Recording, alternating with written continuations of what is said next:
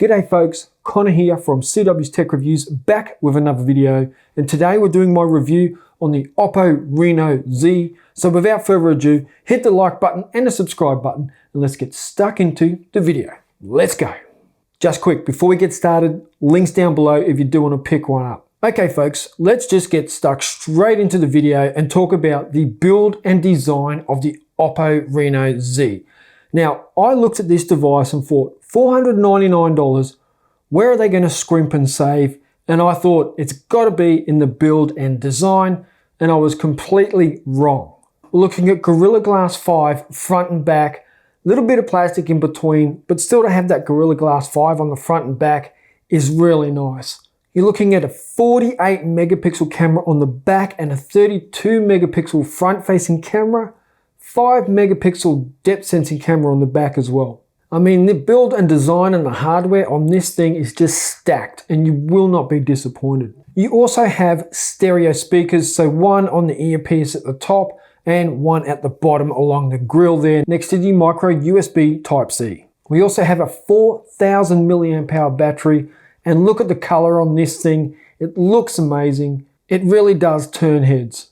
Now to top off that build and design, we also have an in-display fingerprint sensor, which is quick. And I mean as quick as my Galaxy Note 9, if not quicker. And I really wasn't expecting that at this price point. Now the in-display fingerprint sensor only works if my face doesn't unlock it quicker. And they're both super fast. You'll be super happy with it. It's really convenient and people will notice. So I'd say build and design, you've got a 6.4 inch AMOLED display here that turns heads and it is easy to use. You will be really impressed with what you get on the Oppo Reno Z. Now next we've got the software. Now when I first started reviewing Oppo devices, their software was almost identical to Apple and I was like, oh, I don't know if I like this, but it wasn't that bad and it has matured over time.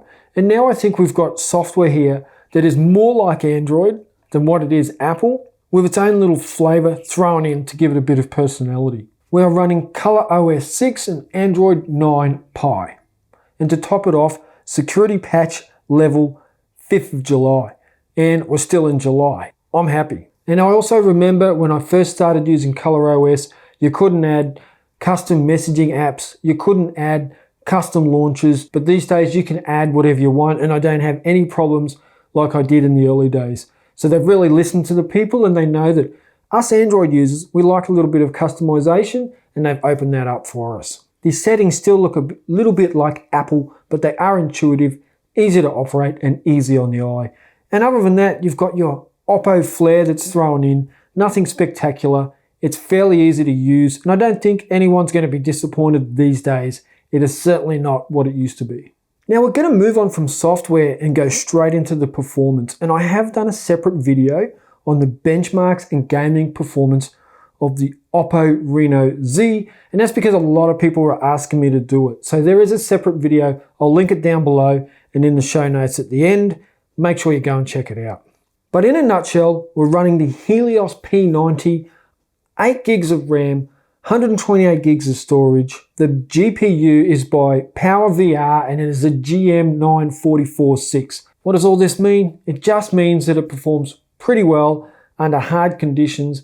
And I mean gaming on PUBG, Asphalt 9, multitasking, multimedia, all the intensive things that a phone can do. The Oppo Reno Z performs really well. And I think the Helios P90 holds up to its own. I mean, I got to keep coming back to this price point, and we're getting this sort of performance on a $499 phone. And for those of you who might be watching this in America, that's the equivalent to about $350 US. 8 gigs of RAM, 128 gigs of storage, just goes on how much you do get. There was only one hiccup, and that was when I was playing PUBG on high settings. It just couldn't really cope with it. I dialed it back to medium graphics level, and it performed fine after that. For performance, this is very acceptable. You're going to be very happy. Next, we're going to talk about the camera. And this is the one area where phones can win or lose their audience. And I'm happy to say that the Oppo Reno Z performs really well in the camera department. Is it Pixel 3a camera quality? No, it's not. But it is up there This is cheaper than the Pixel 3a, and you are not going to be disappointed with the photos. I'm not disappointed with the photos. As you can see through these, it takes really good photos. Most phones can take good photos in good light. This phone takes great photos in good light and average photos in low light.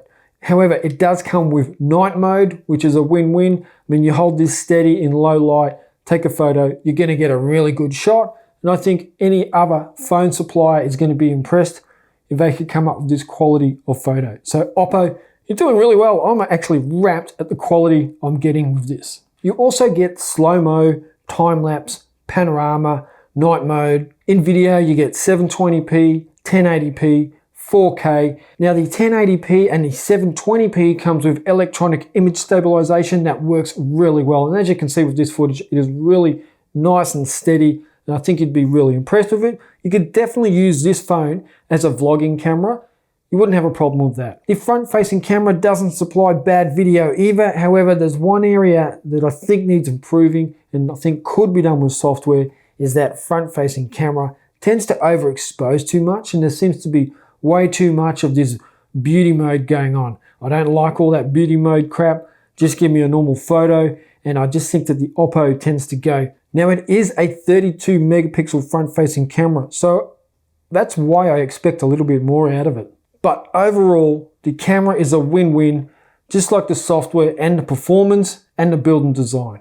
The next part of my review covers off media consumption and battery life together, because that's when my phone uses most of its battery, is when I'm consuming media or creating media. And I'd have to say that the battery life has been quite outstanding for me. 4,000 milliamp hour battery, I easily get through a whole day. Now I use my phone as my media device. I don't watch traditional television. I don't like sitting down and watching TV. There's too much crap on it and I have no control over what they're feeding me. So I like to choose what I consume by using my phone and choosing from Netflix, Red Bull TV, YouTube, whatever it is that I choose to watch. So this is my main television, and I'm happy to say that even though I consume all that media, I still get right to the end of the day with plenty of battery life left. I certainly never go, oh no, I'm running out of juice. Now, one of the interesting things is we have VOOC charging. Now, VOOC charging is just super quick charging. Even if I did have problems with the battery life, VOOC charging would get me out of trouble every day. But you know what? I haven't really had to rely on VOOC charging. I put it on charge when I go to bed at night, and I wake up in the morning and it's charged. But if I ever did need to quickly throw it on charge, have a shower and then head out for the night, but I know with half an hour of charging on VOOC charging, I would have plenty of battery life left to get me right through to the rest of the night. Let's just go through this. Gorilla Glass 5, 48 megapixel camera on the back, 32 megapixel camera on the front, 4,000 milliamp hour battery, 8 gigs of RAM, 128 gigs of storage, Helios P90, AMOLED display, stereo speakers. The list just goes on of all the features that you get with this device for $499. So this is C-Dub's recommendation. If you've got $499, go out and pick yourself up the Oppo Reno Z. Make sure you hit me up in the comments down below if you think there is some problems with this phone, or if there's anything else you would like me to cover for it. I've really enjoyed using it. I've really enjoyed reviewing it. Hit the like button and the subscribe button, and I will catch you in the next video. Check ya.